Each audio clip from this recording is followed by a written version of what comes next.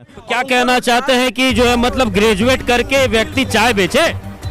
चाय बेचना बहुत बड़ी काम, कोई छोटा बड़ा नहीं होता है, पहली बात। ठीक है, चाय बेचने वाला भी देश का जी को ला रहे हैं, फिर क्या करेंगे, क्या करवाएंगे उनसे? गुंडा राज ये सब खत्म करवाएंगे हम लोग। आप तो बोलिए रहे सारा बुलडोजर तो चलिए गया, अब कहाँ बचा हुआ? ये बेबी कुछ लोग हैं बर्फिया लोग। ये देखिए भैया, कैमरे की नजर से हम आपको दिखा दे, बुलडोजर जो है वो हमारे सामने से गुजर गया। एक देखिए कि बुलडोजर जो है वो सामने से जा रहा है। ये बुलडोजर है जो मोदी जी के यात्रा में जाने वाला है, जो जा रहा है। कैमरे की नजर से आप देख, फोटो पर जो है वो भाजपा के झंडे लगे हुए हैं। कार्यकर्ताओं में जो है वो काफी ज्यादा उत्साह का माहौल है, क्योंकि अब बस कुछ ही देर के बाद प्रधानमंत्री मोदी वाराणसी पहुंचेंगे, कार्यकर्ताओं से मिलेंगे, कार्यकर्ताओं को जो है जीत का मंत्र देने वाले हैं ना भैया, जीत का मंत्र देंगे प्रधान। नमस्कार, मैं आनंद कुमार। इस वक्त वाराणसी में हम मौजूद हैं और लगातार हम वाराणसी में अलग अलग जगह पर घूम रहे हैं। अभी जहां पर वाराणसी में हम हैं, तो आपकी जानकारी के लिए बता दें कि अब से कुछ देर के बाद प्रधानमंत्री मोदी वाराणसी के चुनावी दौरे पर आएंगे और यहां पर आप देख सकते हैं कि कार्यकर्ताओं में जो है वो काफी ज्यादा उत्साह है। वाराणसी में अभी कुछ देर के बाद प्रधानमंत्री मोदी आएंगे, जनता को, कार्यकर्ता को संबोधित करेंगे। तो हम थोड़ी कार्यकर्ता लोगों से जो है बातचीत करते हैं, थोड़ा सी बातचीत करते हैं कि आखिर कार्यकर्ता जो इतने उत्साह में है, ये उत्साह के पीछे की क्या वजह है। क्या नाम हुआ सर आपका? रंजीत जायसवाल। रंजीत जायसवाल, ये भाजपा के कार्यकर्ता हैं? हाँ सर, इसे अभी प्रधानमंत्री जी आने वाले हैं यहाँ? हाँ, इसी बात का उत्साह है? हाँ इसी बात का। क्या लगता है यहाँ पर जो है भाजपा ने क्या कुछ किया है? भाजपा ने इधर बहुत काम किया है। क्या किया है? बनारस में विश्वनाथ मंदिर का निर्माण किए हैं, सड़क, गली, रोड, पुल, हर एक चीज़ पर ध्यान दे रहे हैं। साफ सफाई पर जो लोगों को सुविधा के हिसाब से काम हो रहा है। 2014 से इतना काम हुआ है कि उसको बताया नहीं जा सकता है। आप यही बगल से रविंद्रपुरी चौराहे से देख लीजिए, लंका तक इतना मार्ग बन गया है, इतना अच्छा लोगों को, उसके लिए आपको वो क्या कहते हैं, रोजगार, लोग फुटपाथ पे जो दुकान लगा रहे हैं उससे कितना ज़्यादा व्यापार बढ़ रहा है कि उससे बताया नहीं जाता है। आदरणीय प्रधानमंत्री जी बहुत ज़्यादा 2014 से जब से यहाँ के सांसद बने हैं बहुत ही काम हुआ है। तो प्रधानमंत्री जी बता रहे थे गोबर बेच करके जो है लाखपति बनने वाला उपाय, उस पे क्या कहेंगे? गोबर, युवाओं में कहीं ना कहीं एक आक्रोश है रोजगार को लेकर के, उस पे क्या कहेंगे आप? भाई साहब, रोजगार को क्या सरकारी नौकरी ही केवल समझा जा सकता है? जो फुटपाथ पे चाय, गुलप्पा, चाट, और आप चाहे तो रविंद्रपुरी से लेकर के आप लंका तक, पहले 2014 से पहले आप देखे होंगे कि वहाँ पे केवल सांप लौटता था। कहा जाता है कि मतलब कोई आदमी जाना नहीं चाहता था, जो हिसाब था वहाँ पे। और इस समय आप जाके देखेंगे, रोज़ शाम को आप देखेंगे कम से कम 100-200 दुकानें लगती हैं फुटपाथ पे, 100-200 दुकानें लगती हैं और सभी कम से कम 1000-2000 डेली के कमाने वाले हैं वहाँ पे। आप जा करके आज रहेंगे शायद आप यहाँ पे, तो आप वहाँ पे आज जाइएगा, वहाँ पे पता कीजिएगा रोजगार है कि नहीं है। और जो कमाना चाहता है उनके लिए रोजगार तो है, जो नहीं कमाना चाहता है, जो बैठ करके सरकारी गद्दी पे मजा लेना चाहता है सरकारी पैसों का, उनके लिए रोजगार नहीं है। क्या कहना चाहते हैं कि जो है मतलब ग्रेजुएट करके व्यक्ति चाय बेचे? चाय बेचना बहुत बड़ी काम, कोई छोटा बड़ा नहीं होता है, पहली बात। ठीक है, चाय बेचने वाला भी देश का प्रधानमंत्री बन शिक्षित रहता है और चाय और प्रधान, ठीक है भाई साहब, और जो इंटर किया है, ग्रेजुएशन किया है, जरूरी नहीं है कि आप उस काबिल नहीं रहे होंगे। नौकरियां निकल रही हैं, सबको पता है, सबको मिल रहा है नौकरी, और 5 लाख नौकरी मिली है 2017 से अभी तक, और जो काबिल है उनको तो मिलेगा। जो मोदी जी तो कह रहे थे कि 2 लाख नौकरी जो है हर साल देंगे। मोदी जी कह रहे थे, मोदी जी वो कार्य कर रहे हैं जिससे वो अभी समय लगेगा थोड़ा। इस समय परिस्थिति काफ़ी सोचनीय है। एक तो हम लोग कोरोना के प्रकोप से उबर रहे हैं, तो इस समय धीरे धीरे अर्थव्यवस्था सुदृढ़ हो रही है। तो हम आपको कैमरे की नज़र से बता दें कि यहाँ पर एक भी लोगों ने मास्क नहीं लगाया है। चुनाव की तारीख जो है वो ऐलान होते ही जो है कोरोना गायब हो गया। खैर कोई बात नहीं है, हमारे कहने के बाद सर ने मास्क लगा नहीं, हम लगा के अभी हटाए हैं आपसे बात करने के आप जो एजेंडा फैला रहे हैं, सुनिए मेरी बात सुनिए। देखिए, अगर आपने प्रश्न पूछा उसका उत्तर लीजिए। आप कह रहे हैं नौकरी नहीं मिली, इस प्रदेश सरकार ने 4,53,000 नौकरियां दे दी, उसके बाद 50,000 से ज़्यादा नौकरियों का नोटिफिकेशन जारी हो गया, एक भी भर्ती में 1 रुपये का आरोप नहीं है। 2012 से इंटर कॉलेज के प्रवक्ताओं की भर्ती रोक के रखी गई थी, क्यों नहीं कराया गया? ठीक है, नौकरी की बात 2014 में जब प्रदेश में आदरणीय प्रधानमंत्री जी नरेंद्र मोदी जी आए, उस समय हमारे देश में केवल 500 स्टार्टअप थे। आज के डेट में 60,000 स्टार्टअप हैं, और उसमें से कई जो स्टार्टअप जो बड़े हो जा रहे हैं, जिनकी फंड साइज ज़्यादा हो जा रही है, वो यूनिकॉर्न बन रहे हैं। ठीक है, तो जो ये स्टार्टअप बढ़े हैं, तो स्टार्टअप चलाता कौन है? इंसान नहीं से चलाता है। स्विगी, जोमेटो और सब जितने भी चीज़ें चल रही हैं, उसमें लोगों को व्यवसाय नहीं मिला। 12,000, 13,000, 14,000 लोग कमाते हैं। हर एक व्यक्ति को सरकारी नौकरी कोई नहीं दे सकता। ठीक, जिसके पास सरकारी नौकरी नहीं है, उसका मतलब यह नहीं कि हम बेरोजगार है। हमारे देश की आबादी 130 करोड़ है, क्या हम सबको सरकारी नौकरी दे पाएंगे?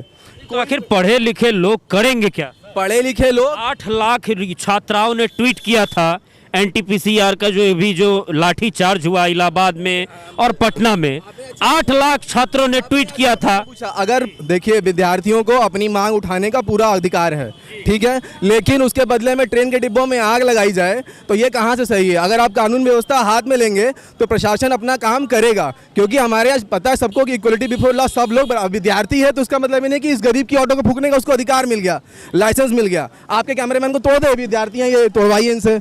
नहीं तोड़ सकते ना, ये गलत है, उसके लिए पुलिस इनको रोकेगी। तो अगर कानून व्यवस्था आप हाथ में लेंगे तो सरकार उसके लिए प्रभावी कदम उठाएगी, क्योंकि ये संपत्ति लोगों की है। पहली बार प्रदेश में एक भी दंगा नहीं हुआ। हमारे यहाँ ऐसा मुख्यमंत्री है जो दंगा करने वालों का फोटो चिपकाता है और उनसे दंगे की वसूली होती है। दंगे में किसका सामान जलता है? आम आदमी का नुकसान होता है भाई साहब, और किसी नुकसान। कई कुल मिला करके इस बार यूपी में जो है बुलडोजर बाबा फिर से आ रहे हैं। बुलडोजर बाबा आ चुके हैं। ये 5वां चरण का जो चुनाव हो गया, और हमारी सीटें अब की बार 300 से ज्यादा आ रही हैं। ये 5 चरण के जो रुझान थे, आप देखिएगा, विपक्ष के लोग बिल्कुल हताश, निराश और उदास हैं। इसी चक्कर में वो कैसे बेतुके बयान दे रहे हैं। विपक्ष के नेता मानसिक दिवालियापन का शिकार हो चुके हैं। एक सवाल पूछना चाहते हैं हम आपसे कि ये जो बुलडोजर बाबा जो नाम दिया गया है योगी आदित्यनाथ को, ये बुलडोजर बाबा नाम किसने दिया है? देश की जनता ने दिया है। आखिर बुलडोजर बाबा नाम देने के पीछे का कोई कारण तो होगा ना? कारण क्या है? अगर अवैध निर्माण है तो उसको ढहाना क्या गलत है क्या? अवैध संपत्ति, मैं नाम की बात कर रहा हूँ, मैं नाम की बात कर रहा हूँ। अभी योगी आदित्यनाथ रैली करते तो उनके रैली में बुलडोजर खड़ा कर दिया जाता है, 5-5 बुलडोजर खड़ा रहता है। वो कोई मुद्दा नहीं है, ऐसा कोई। जो माफिया थे इसलिए बुलडोजर लाया गया है। माफिया दिन दहाड़े लड़कियों को कमेंटबाजी, और ऐसी दुर्घटना 2017 के पहले होती थी कि रोड पे लड़कियां बहू बेटी चल नहीं पाती थी, इसलिए बुलडोजर लाया गया है। जिससे बुलडोजर किसके ऊपर चलाया गया? मुख्तार अंसारी गैंगस्टर है, हमारी सरकार ने नहीं बनाए, वो पहले से आ रहे हैं। कहीं ना कहीं जो भू माफिया है उनके ऊपर बुलडोजर चला था। देखिए और भी लोग हैं, उनसे भी बात करना है। क्या नाम हुआ सर आपका? पूरा भगवा कलर जो है पहन करके आए। हिमेश वर्मा। क्या काम वगैरह क्या कर लेते हैं? अभी तो मैं स्टूडेंट हूँ। स्टूडेंट है। क्या लगता है आने वाले समय में यूपी का कितना परिवर्तन होने वाला है? बहुत परिवर्तन होने वाला है। 5 साल में क्या कुछ बदला हुआ है? बहुत बदला है। कुछ बताइए।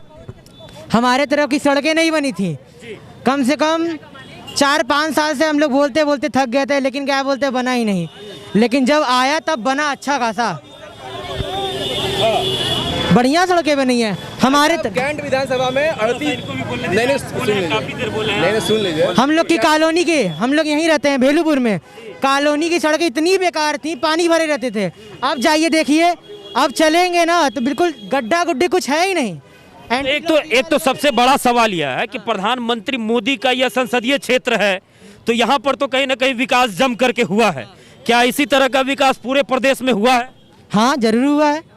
शहर में चले जी जाइए, आप बताइए। आप जौनपुर में जाइए, वहाँ मेडिकल कॉलेज एकदम चलने के तैयारी में है, पूरी तरह से तैयार हो चुका है। आप आजमगढ़ में जाइए, वहाँ कॉलेज का नींव पड़ चुका है, विश्वविद्यालय का नींव पड़ चुका है, यहाँ तक कि मेडिकल कॉलेज भी खोलने का प्रस्ताव है। और कोई भी गाजीपुर में भी जाइए, वहाँ भी मेडिकल कॉलेज, हर शहर में अब मेडिकल कॉलेज।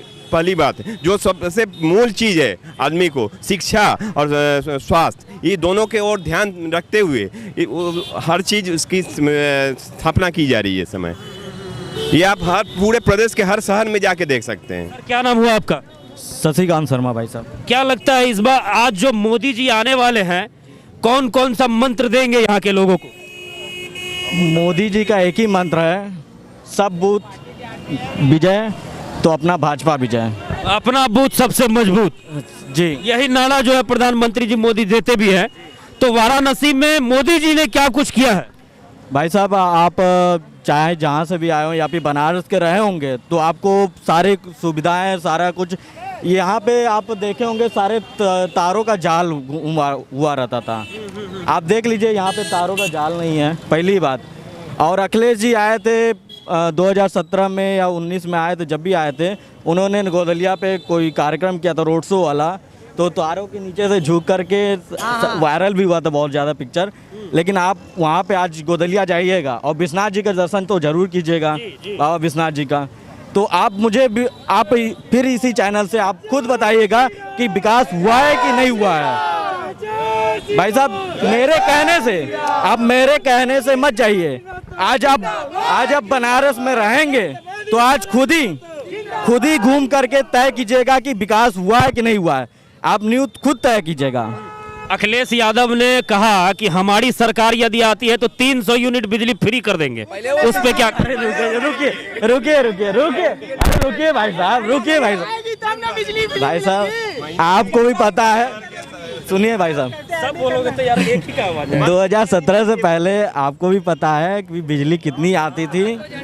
और मैं यही बनारस की बात कर रहा हूँ, यहाँ पे 10 से 12 घंटा बिजली आती थी। ये शहर की बात कर रहे हैं। गांव में एक हफ्ता 2 घंटा सुबह में आएगा तो एक हफ्ता 2 घंटा रात में आएगा। बिजली की ये स्थिति थी। और बिजली की ये भी स्थिति थी कि उस बिजली से केवल एक लट्टू जलेगा जिससे पूरी रोशनी घर में नहीं होगी, उस हिसाब से बिजली आती थी। पूछ रहे हैं कि अब जो योगी जी आएंगे, अब जो योगी जी को फिर लाने जा रहे हैं आप लोग, अब क्या क्या मुद्दा है, क्या क्या करवाना चाहते हैं? गाँव के घर बच गए हैं उन पे बुलडोजर चलाएंगे। जितने लोगों के बच गए हैं उन पे बुलडोजर चलेगा। जिन लोगों तक विकास की योजनाएं अभी 100% नहीं पहुंच पाई हैं, 90% 95% पहुंची हैं, हमारा प्रयास होगा कि हम उन तक पहुंचाएं। युवाओं को बेहतर माहौल दें जिसमें वो पढ़ाई लिखाई के साथ अच्छा अपना खुद का रोजगार और नौकरी भी प्राप्त कर सकें। ठीक है। और आपने पूछा था कि बनारस में क्या काम हुआ, मैं बताना चाहूँगा कि आदरणीय मुख्यमंत्री जी ने पूरे प्रदेश में 5 साल में केवल कैंट विधानसभा में 38 अरब रुपये का काम हुआ है। 38 अरब रुपये का, 380 करोड़ रुपये का। उसमें आपका ये सामने घाट पे पुल लीजिए, कैंसर हॉस्पिटल लीजिए, इधर आरओबी लीजिए, विद्यालयों का कायाकल्प लीजिए, सड़कों का जाल देखिए, घाटों का सुंदरीकरण देखिए। देखिए, हम आपको कैमरे की नज़र से दिखा दें कि ये तमाम जो यहाँ पर कार्यकर्ताएं हैं वो भाजपा के कार्यकर्ता हैं। आज बस कुछ ही देर के बाद प्रधानमंत्री मोदी जो है वाराणसी के दौरे पर आने वाले हैं। आगामी 7 तारीख को यहाँ पर चुनाव होने जा रहा है, जिसे लेकर के तैयारी काफ़ी जोर शोर से चल रही है। कैमरे की नज़र से आप देख सकते हैं कि किस प्रकार का माहौल है। तमाम टोटों पर जो है वो भाजपा के झंडे लगे हुए हैं।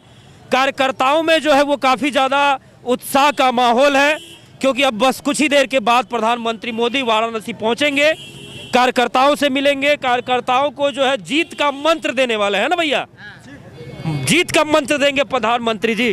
क्या नाम हुआ आपका? सूरज चौधरी। क्या काम वगैरह क्या कर लेते हैं? हम तो फिजियोथेरेपी कराते हैं, लेकिन मोदी के लिए सब लोग टूटे, हम लोग टूटे हैं एकदम। जहाँ तक आगे हिंदू राष्ट्र मतलब हमको ये समझ में नहीं आ रहा है कि यहाँ से मोदी जी लड़ रहे हैं या फिर कोई और लड़ रहा है। केवल क्यों नहीं, क्योंकि अभी तक जो यहाँ पे पार्टी के जो उम्मीदवार है उनका नाम कहीं नहीं दिखाई दे रहा, सब लोग मोदी ही बोल रहे हैं। क्यों नहीं भैया, क्योंकि सौरभ यहाँ पर है, सौरभ भैया है, आप मोदी जी तो है ही हैं, और मोदी जी के लिए सब लोग जुटे हैं। कहीं ना कहीं मोदी जी का संसदीय क्षेत्र है, इस वजह से यहाँ पर जो है कार्यकर्ताओं में काफी ज्यादा उत्साह है। काफी जो प्रधानमंत्री मोदी जी आने वाले हैं, खैर छोड़िए, 5 सालों में यहाँ का कितना विकास हुआ है, कितना डेवलपमेंट हुआ है? सर बहुत विकास हुआ है, ये इतना यहाँ कर दिए, 70 साल में कोई नहीं किया यहाँ पे। ये जान लीजिए, बताइए। जो काम 70 साल में नहीं हुआ वो काम 10 साल में हुआ। सड़क से लेके बत्ती से लेके लाइट तक 8 साल। तो अब जो योगी जी को ला रहे हैं, फिर क्या करेंगे, क्या करवाएंगे उनसे? गुंडा राज एकदम खत्म करवाएंगे हम लोग। आप तो बोलिए रहे सारा बुलडोजर तो चलिए गया, अब कहाँ बचा हुआ? ये बेबी कुछ लोग हैं, बर्फिया लोग। ये देखिए भैया, कैमरे की नजर से हम आपको दिखा दे, बुलडोजर जो है वो हमारे सामने से गुजर गया। एक देखिए कि बुलडोजर जो है वो सामने से जा रहा है। ये बुलडोजर है जो मोदी जी के यात्रा में जाने वाला है, जो जा रहा है। कैमरे की नज़र से आप देख लीजिए तो कुछ इस तरह का है माहौल वाराणसी का। बस कुछ ही घंटे के बाद प्रधानमंत्री मोदी उत्तर प्रदेश के वाराणसी में पहुंचेंगे, कार्यकर्ताओं को संबोधित करेंगे और आने वाले 7 तारीख को वाराणसी के कुल 8 विधानसभा सीटों पर चुनाव होने जा रहा है। 10 तारीख को नतीजे सामने आएंगे, उसके बाद पता चलेगा कि ये यूपी में सरकार किसकी बनती है।